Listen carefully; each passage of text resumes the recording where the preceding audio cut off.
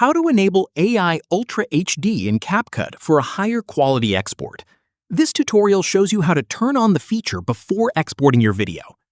First, open the CapCut app on your Android device and open any project you're working on. From there, do your edits as usual, and once you're happy with everything, look towards the top right corner of the screen. After that, instead of tapping Export directly, tap the small drop-down arrow right next to the Export button. At this point, a panel will slide up, showing you additional export options. From here, look for the AI Ultra HD toggle and tap it to turn it on. Following this, once the toggle is enabled, CapCut will process your video using AI to upscale the quality significantly before exporting. Once done, tap Export and let CapCut handle the rest. The export may take a little longer than usual since it's applying the AI enhancement in the process. Finally, once the export is complete, check your gallery and you'll notice a clear improvement in the overall sharpness and detail of your video.